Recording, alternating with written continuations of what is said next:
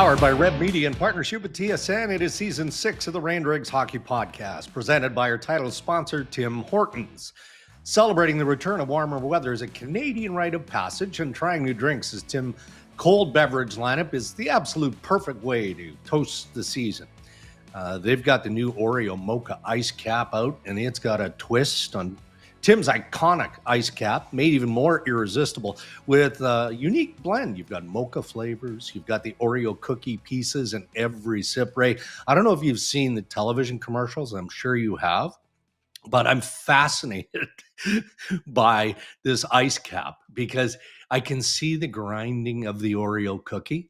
And I'm not a big sweets guy. I know you like them, but I could buy a bag of Oreo cookies, and they'd probably stay in the pantry for a year because I'm just not that kind of guy. And but you know what the thing is? Yeah. But here's the thing with those: they wouldn't go past the expiry date; they'd still be fine in a year. But when you blend them into an ice cap, I mean, that's different. That is completely different. Now you've got my attention. I haven't tried it yet. It hasn't quite warmed up enough yet here in the Brooklyn, Ontario area where I still go through, I get my medium coffee with 1 milk and I'm good to go. But it is warming up this weekend. So I got a question for you. This is pretty random about the Oreo cookie. Yeah. Are you a movie guy? Yeah. Yeah. You ever see the movie Rounders? I saw a movie. Yes. Yeah.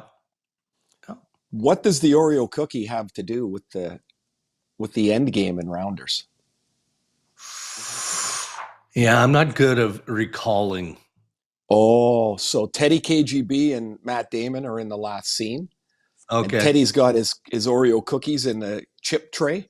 It says "Don't touch." It's got an X on it. And when he's contemplating a hand, he takes the Oreo cookie to his ear. Right. Unscrews it. Oh, that's right. And if he eats it, Matt Damon figures out that means he's got good cards. Or no, that means he doesn't have good cards. When he puts it back, Matt Damon folds. And he says in there, I'm putting down a monster hand because Teddy flipped the Oreo cookie. Ooh. So there you go, Oreo cookie. You know, ice cream treat and a chip marker all together. Well, and backed by popular demand, by the way, you've got the epic Oreo double stuffed ice cap with the Oreo cookie crumble, vanilla syrup. You've got vanilla flavored whipped topping to just set it off. And even more Oreo cookie crumble on top. We're going to get to the Tim Hortons headlines because there's lots of stuff on and off the ice going on. And of course, we're going to talk about Vegas and the Edmonton Oilers and that overtime Oilers win. But it was noted, like, I don't know about you, Ray, but when I have a chance, I always go to the post games, Got Your Back, hosted by Ryan Rishaug with Rob Brown and Mr. Strudwick, right? And I didn't stay in tune for all of it, but I did notice post-game that Ryan Rishaug bailed about 2/3 of the way through the Got Your Back post-game edition. And Chris Sabina, who helps us here, Zuby, has acknowledged he's not throwing Ryan under the bus. I'm going to defend Zuby. No, hang on. He's trying not to throw Ryan under the bus. There's only one way this all came to light. Okay. And that's that Zuby spilled the beans. Like it was just like that when you knock over a thing of coins and they just all fell out. So confirm or deny, Zuby, that Ryan Rishaug started the podcast, made it through about 2/3 of the podcast, and then said, I'm tired. I got an early flight. I got to go to sleep now. Is that what happened? Yeah, it sounded pretty much like that. Dregs, clearly, though, as you mentioned, though, Dregs, you, of course, stayed up to listen last night, and that's how you know that Schauger decided to bow out a little early. Yeah, you said you were checking out the post game. You were up late. You were so interested in getting all the info from the news and analysis from the Got Your Back podcast. That's how you know that. Schauger, I knew that. I knew it's because you told me, because after I did my game, where I was intensely focused and connected to for 3 hours, I came home and watched the Oilers in Vegas for 2.5 hours, and I couldn't stay up anymore. So I went to bed. But I finish my work one day and I start my work the other day. You know, Ryan's that's like he's a half miler. Seems He's to a be. half miler. Yeah, seems to I- be. Are you surprised? Are you surprised, Drace? No. Really? No. No, I'm not surprised. But anyway, And that's that good ni- intel. that by 9:30 Zuby. that Yeah. 9:30 flight, I mean, is really early. 9:30 or whatever he's on. You know. And Well, it's like, he has to it's have like a three- 3-hour flight too. I mean, Yeah, and he has to have Well, three what's he- breakfasts before he gets going in the morning too, right? He's one of those Right. guys. And here's the other thing. Say the flight's 3 hours. Is he flying the plane? No, he's sitting in his seat. He'll be Yeah, have a fine. nap. You know, it's outrageous. All right, Zoop. Well, we'll I think you're safe. We'll I don't revisit think this. that you broke We will confidence, but revisit this. yeah. We will, and hopefully Ryan is with us in the next edition of Rain Dregs, or perhaps he's tied up with his simulator. I don't know, but we'll see in the next edition. All right, Tim Hortons headlines. We're talking about Vegas and the Oilers, overtime in Vegas, and it ends in dramatic fashion. Ray, Connor McDavid ripping through the neutral zone, blows by Jack Eichel. Before dishing to Leon Draisaitl for the winner. Those two guys, that game was a tight check-in game, wasn't it? It was, like you had the depth come through from Edmonton's standpoint, but a quiet night on the score sheet for McDavid and Draisaitl until it wasn't, right? And then they just ended in epic fashion. When I was playing in Hartford, we were playing in a series against Quebec. It was Game 6, and we were on the ropes. And it was late, and Peter Stastny got a breakaway. Yeah. And I remember as he went in, just this feeling like he only have a second, but like it's over. Like he's not going to miss. And he scored. He beat Mike Liut, right? When Corey Perry hit McDavid, and he's like a rocket.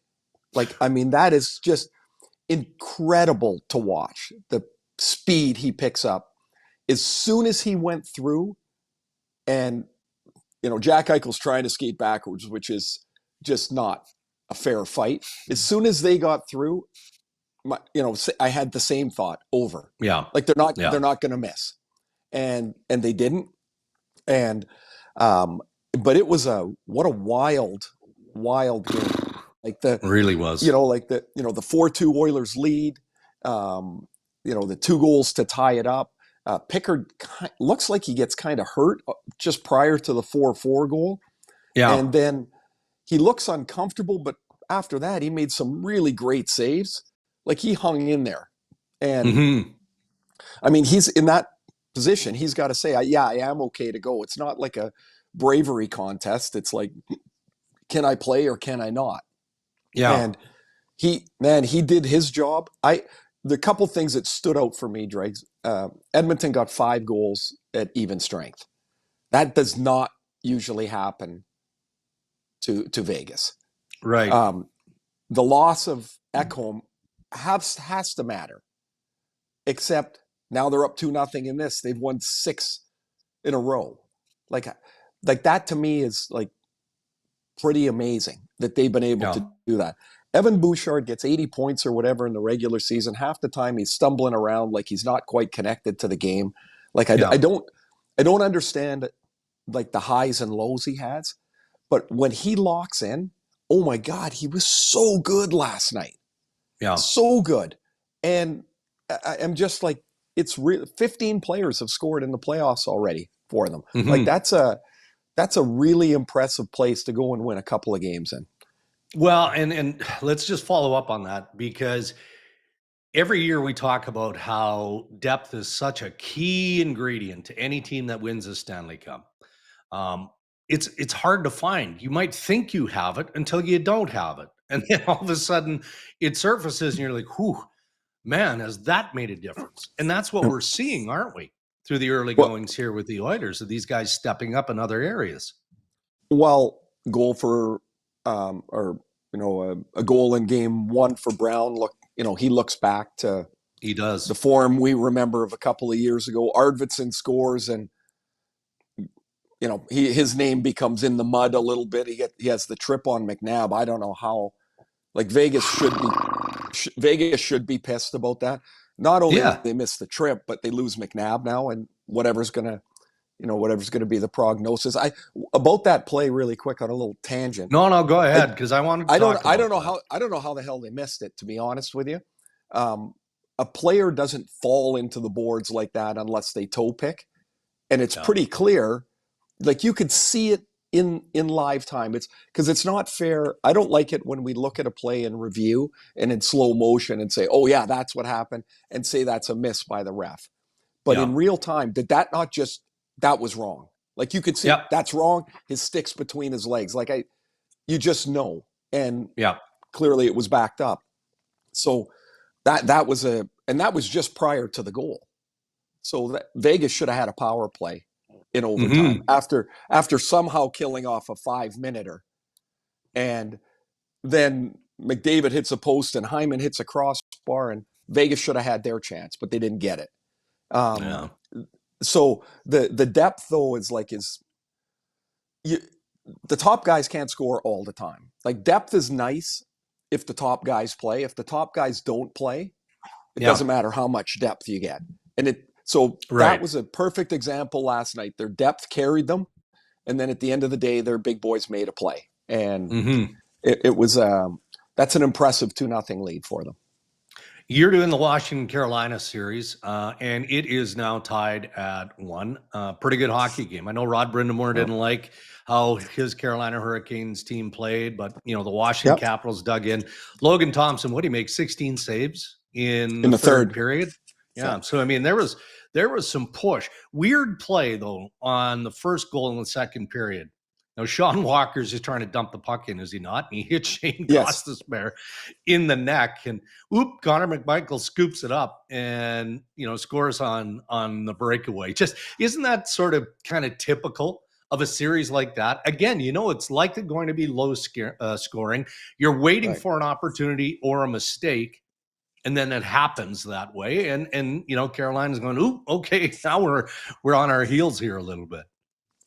I just thought of something when you said that. Deshaun Walker shoots the puck and he hits Gostisbehere in the neck, which right away Gostisbehere bends over, and the puck ricochets in the right direction for McMichael, who's really quick and But if you think about it, Gostisbehere and Walker are defense partners.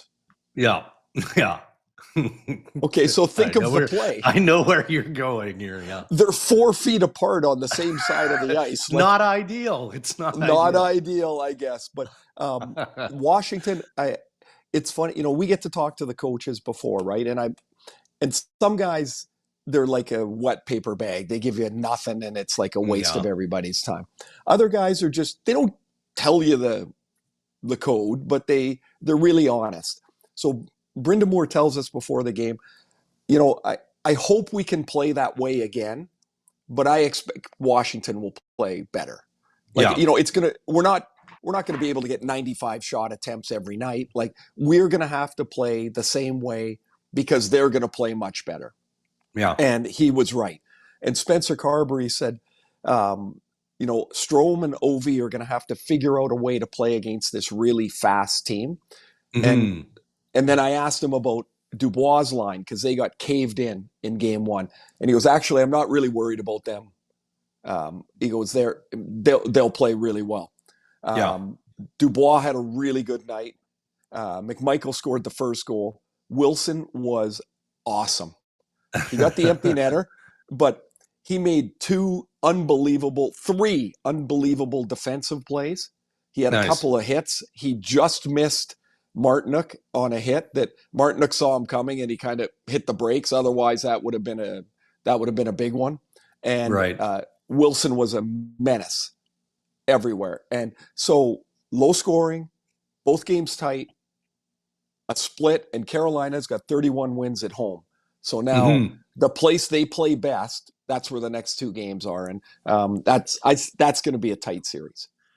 I'm a fan of individual players. We always say this, right? You cheer for the good stories, and sometimes that can be team related.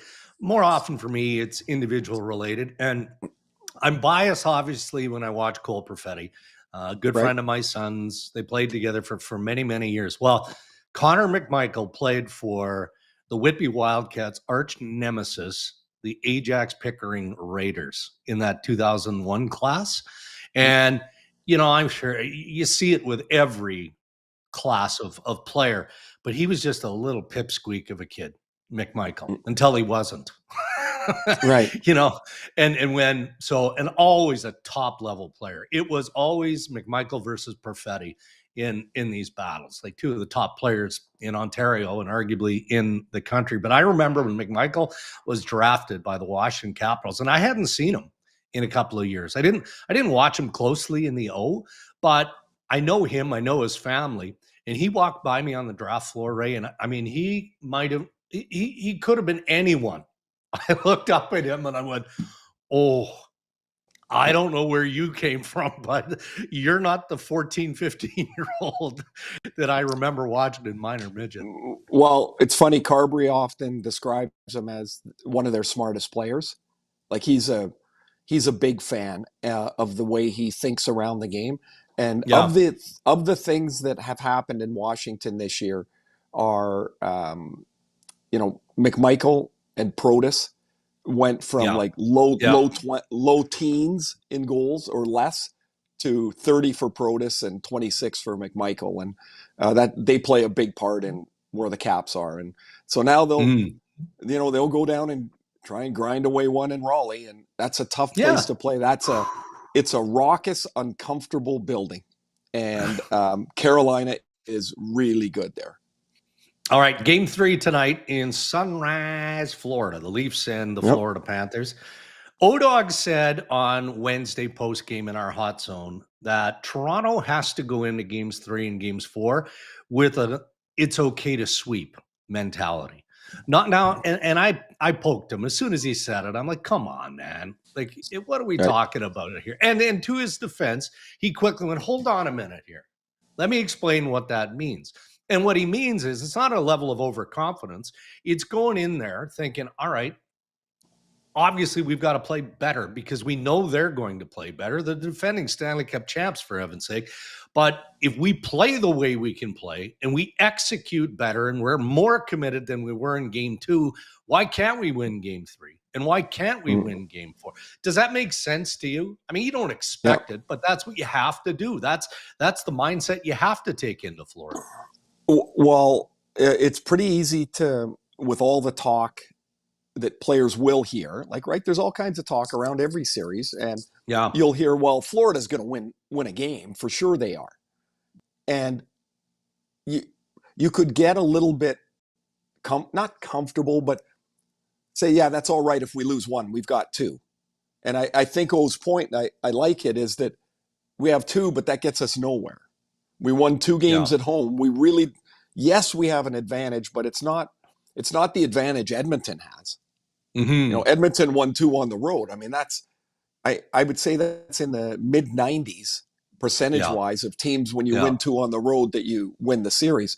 So I like the thought is that these 2 games are awesome. We got them in our pocket. Let's go get the third one. The third game clearly is the tipping point of a series. If you win the third game, if you win game 3, I mean, there's a chance, blah, blah, blah. There's like 6 series in history that have gone the other way, but it's like this is the type of game that requires discipline, because it's going to get a little crazy at some point. It requires good goaltending, but it also requires playing on your toes and not being passive and accepting the push. Like, push back against them. I loved in game 1, Berube said, we want to get to our game. We don't want to wait for them to set the tone. Right. And I thought that was just a really great way of thinking about it. And then they got out there in game 1 and they carried the play early. And you may not carry the play, but you've got to be ready to push back right away. Well, speaking of coaches, Ray, so we had a more reserved, controlled version of Paul Maurice post-game, game 2. I mean, he subscribed to the theory less is more in terms of, going into his flowery explanations of this, that, and the other thing. That's fine. Couple of examples, and Craig Berube is never going to be that. He's just not. He's a man of few words, but we have seen a couple of examples where he does let the personality out a little bit. And one was the other day talking about, the Bennett hit on Anthony Stolarz. And he goes, well, back in my day, we would have managed that in game. There would have been a response. And he's like, and chances are it would have been me who would have been managing it. And he got that big smirk and everybody kind of chuckled. And then follow up post game 2, he was asked about William Nylander and he had to pause. He didn't really know how to explain his relationship with Willie other than, he gave him credit for being incredibly calm, all world skill set of William Nylander, but then also kind of pulled the curtain back and said, he doesn't want me to talk to him. I just leave him alone. And when you've got a player of that skill set, that's probably good. That's probably the right approach by Craig Berube. Just leave him alone. Let him do what he's going to do. I agree with that. But there's one thing in that he would never talk about, I think, is you can leave the player alone as long as the player respects what's going on. Right. And I don't think there's any question that Nylander is he's a unique player because of his confidence and the way he kind of conducts himself through a game. But you can't tell me when the games are hard that you think he's going to go away, because his statistics don't tell you that. His game doesn't tell you. It doesn't, not me anyway.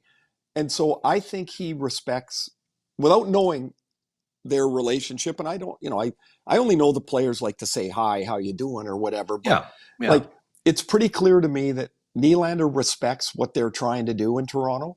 And so Berube's like, what's he going to do? Tell him how to stick handle?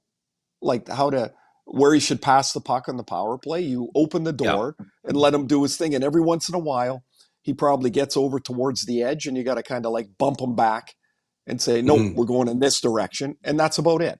And great players get more freedom for sure, because the results are different than what the average guy can do. All right, to another Canadian series, the Dallas Stars taking on the Winnipeg Jets in Winnipeg, Game 2 tonight. Scott Arniel, after Game 1, described their effort as average, very average. And I think that's being nice. That's being kind.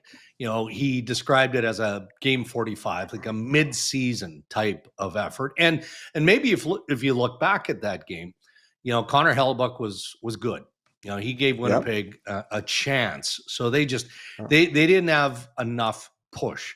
So is it pretty obvious that you would expect or believe that you'll see more urgency in the Jets game tonight? Well, I think so, but I think Arniel's comments had nothing to do with it, or have nothing to do with it. I think there's with the way Game 7 was, it's hard to get. You can say you should get there. I understand that, but it's hard to get there emotionally and physically to that level again. And you take maybe a couple percent back off of energy, and then you probably, this will sound goofy, but you probably lose a couple of percent with Scheifele back in the lineup because people go, the team goes, oh yeah, Scheif's back. We're in better shape. Whereas really what pushed you in the last part of Game 7 was absolute desperation.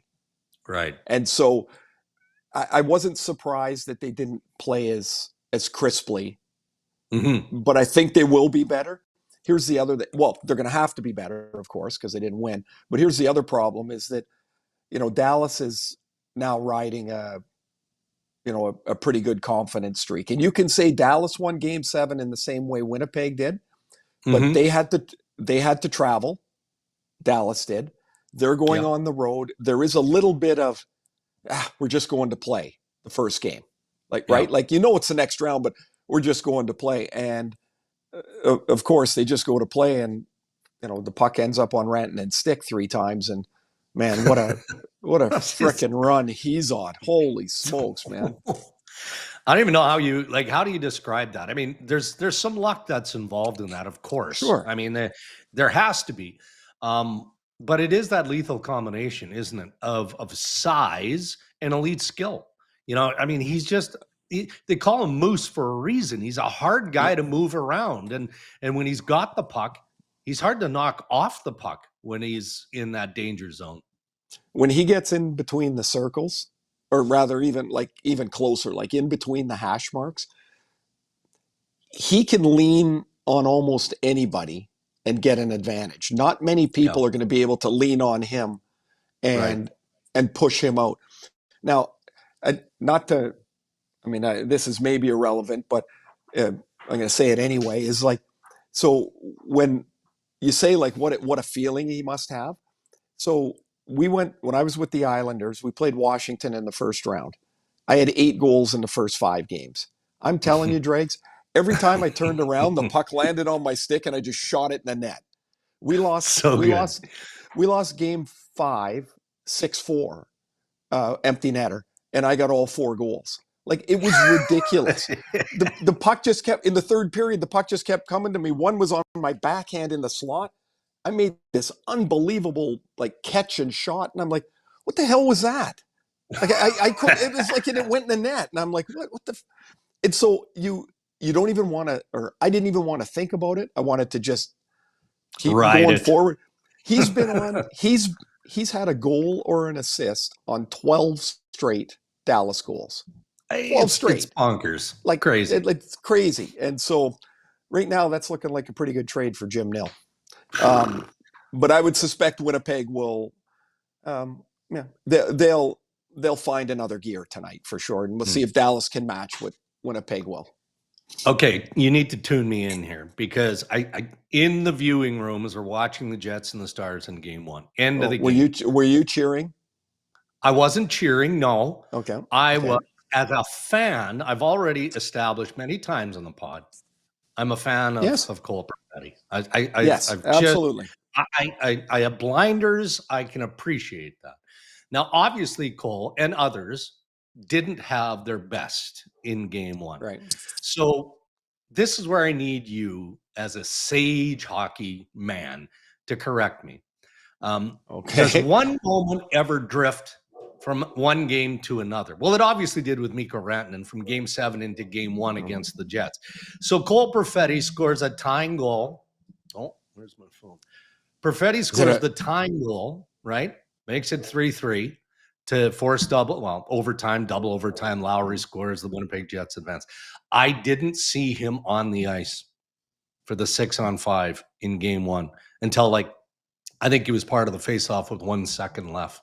And I'm like, I don't understand this. I now, with all due respect, you've got Velarde, you've got Ehlers, you've got Scheifele back in the mix, you've got Lowry out there, you've got really, really good pieces. But I'm like, I don't get it. Why wouldn't you try and seize the magic one more time and see? Left shot, park him in front, get the deflection. I would say it's one of 2 things. One, I don't recall the minute prior. Like, were they around the neutral zone and in the other and in Dallas's end? Like, could they not get him on the ice on a change? Yeah, they could. So that's number 1. Number 2 is maybe Arneal was pissed at him. Maybe he didn't think so. that. Yeah, he didn't think he had it in the game, and now you try to get the best guys out there on that day. I hear you. Like, it's. And but I'm being a fan, right? I'm being a fan. Well, here. You are. But so I can tell you, I don't know Cole at all. I keep referencing this. I don't know the players because I don't want people to think I'm biased. But yeah, I'm picturing myself in his seat on the bench. I would be pissed. Yeah, I would be pissed. And well, there was a shot. Just to interject and support your point here. So. Davis Payne is drawing up, here's the play, right? Yeah. And he's got that collection of 6 guys out there. And just the way the camera was positioned in the back of the shot, right beside Davis Payne, sitting in the middle of the bench, is number 91, Cole Perfetti, just sitting there like this. and he's not part of the discussion. And so now I'm envisioning maybe Payne skating up to Cole, whether it happened or didn't happen yesterday, I don't know, and just saying, "Hey, bud, how are you feeling?" And in my mind, I'm like, "Yeah, I'm a bit grumpy. I thought I deserved better." That kid he's so polite and respectful that probably didn't happen, but it might with you. Oh, well, I think I would say, I'm not sure why I wasn't on the ice there at the end of the game, but like, you realize I can be a help there, right? Like that, like I can be a help there, right? Like Right. Absolutely, I would have said something, and probably earlier in my career, like at his age, I might have been a little more timid about saying it. Yeah. Right. But as time goes by, you're like, wait a minute. Like, I wouldn't think that if it's the other way around, it's a 6-on-5, I would be down with the spare goalie. Like, stay out of the way. This is not my time. Yeah. But this is, I'm sure he felt like, I can help here. Because it's not like, it doesn't become about you. It becomes about, I can help. Like, I can be part of this solution to this problem we got. Did it. Yeah, there's a lot of dynamics that go on there while you're working through a team's bench, for sure. Well, I'm looking forward to tonight. I'm looking forward to the weekend, and then I'm looking forward to our next episode, because we'll be deeper into round 2 at that point. But before we wrap up the Tim Hortons headlines in another episode here, a couple of off-ice stories that I wanted to touch on, and a big one, right, in Anaheim, as the Anaheim Ducks announced the hiring of Joel Quenneville as their next head coach.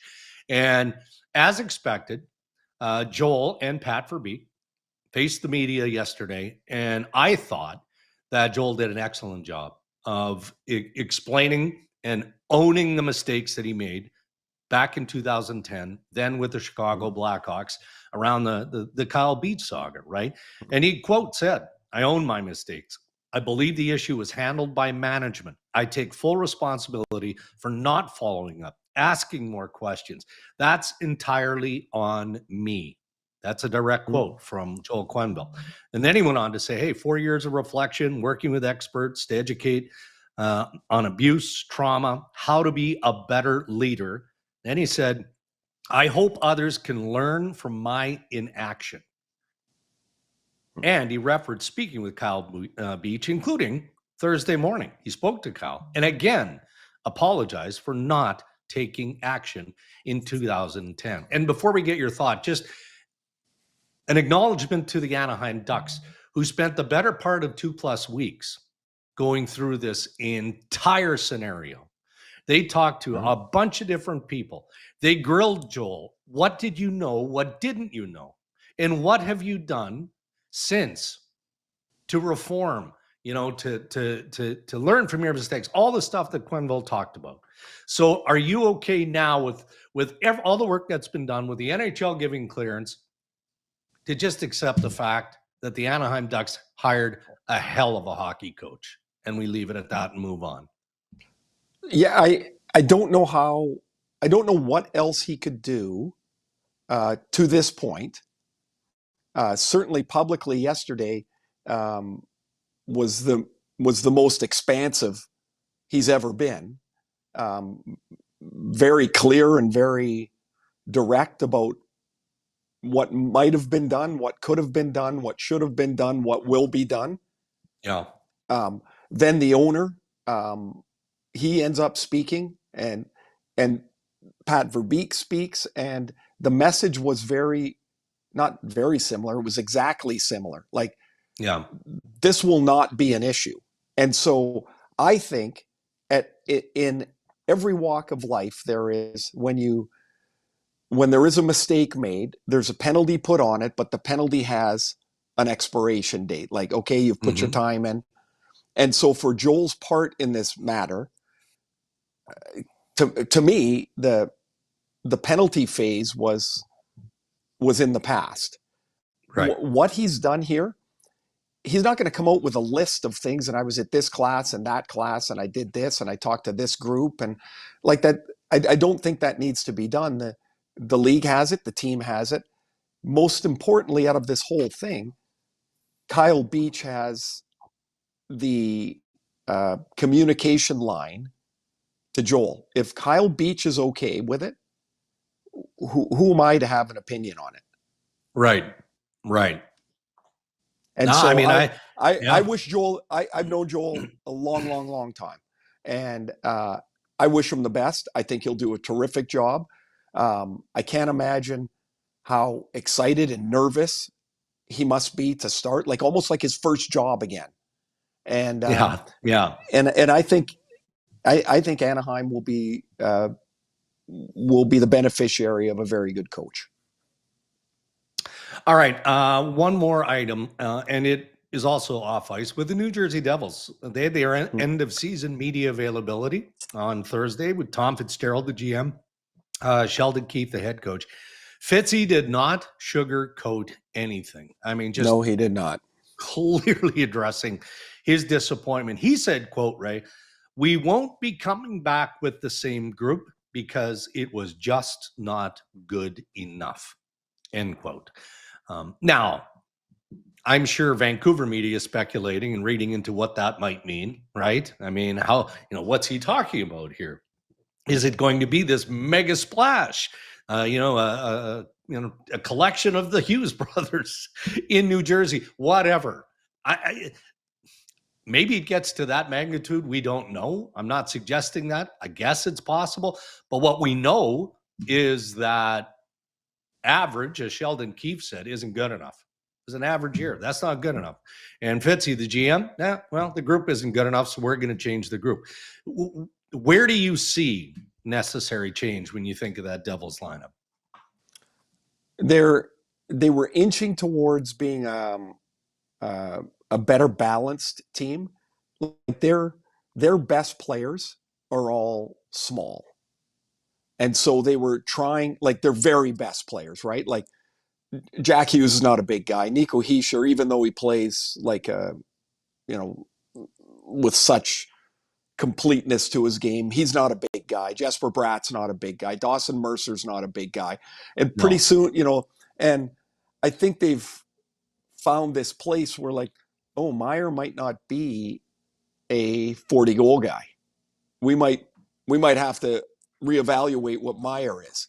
So I think they've tried to, over the last little bit, try to balance out that lineup a bit. I think that's really the place that has to improve for them. Mm-hmm. But it's one thing to say it. It's another to go make it happen. Like, I think we talk about every team in various ways, Dregs, and everybody's got this great idea about our team's got to be better. We need to add this. Oh, really? Like, so does 7 other teams. Like, if you want to add a physical top 6 forward, there's 24 teams lining up for Sam Bennett. Right. Because he's one of the few guys that's available in the offseason, and he might not even be available by the time it's all said and done. Yeah, we don't know. When I think of Jersey, I think they've got to find a way to balance out that lineup, size to skill, just a little bit more. I think they're on the track of it, right? But they got to get there. I mean, clearly Luke Hughes took a step this year. When you watch him play, he doesn't look so much like a younger guy. You're like, oh, geez, that's a really good player. They've got some picks. They've got some prospects. They can probably put together a couple of deals, because I think you tell me if you think this view's wrong, but I think this summer has more trades in it than we've seen in the past, if only because the free agent class is not very stout. And so if teams are trying to improve, it's going to be with player movement. Agreed. Yeah, I mean, people fantasize about offer sheets, a la the St. Louis Blues with Holloway and Broberg. But people also forget that, all right, that happened, but you don't think that the teams are looking and going, well, that's not happening to us. You can try. So I think your point is well made. The free agent pool isn't that deep. It really isn't. And you do have organizations that are hungry for change. New Jersey, we just talked about. St. Louis feels like they've got to add a couple of competitive forwards, maybe Anaheim Anaheim basically said they're willing to pay for, like, they're ready to go now.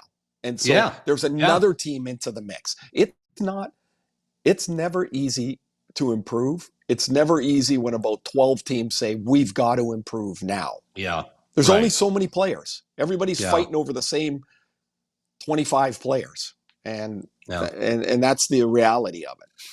All right. Well, one more quick one in the Tim Hortons headlines, and we'll wrap up. I sent you the video of Sidney Crosby working with Macklin Celebrini in Sweden. Yeah. How good is that? And I'm not, this isn't about piling on the guys who didn't go. All right.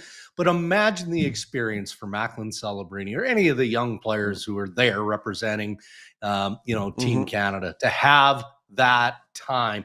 And Sid loves it as much as Celebrini does, right? Like he's just enjoying it, working on draws and whatever else. Well, that little clip was them working on a face-off. And so I think there's a lot of Sidney Crosby and Macklin Celebrini. I really do. I think the style of play and the build and Celebrini, of course, is much thinner. Sid's built like a tank. But when they were doing that face-off drill, I don't know if you found it as amusing as I did, but so he's telling Celebrini, okay, try to win a face-off on your forehand. And as he goes, Sid, takes his stick and goes across. And it's like Celebrini hits a brick wall. Like the difference in strength between this young guy to Sid. So Celebrini's trying to go forward, from his left across to his right, and Sid's doing the same. And it's like, stop, not going any further. And I was like, what a great lesson to be able to learn. And you're overseas and you're going to have 3 weeks of this access. And, but it's not even that it's everyday direct, talk to talk. It's like you just watch. If you pay attention, there's so much cool stuff that team all of a sudden, by the way, got really good, didn't it? Did they ever in a hurry with Bennington and Shen added from the St. Louis Blues? Oof. I don't so as soon as I saw Bennington, I'm like, Flower had to have known that before accepting, like Marc-Andre Fleury. He had to have known that if Bennington is available, we're going to extend the invitation. It doesn't matter. It doesn't. Just Canada's loaded. Well, here's the thing.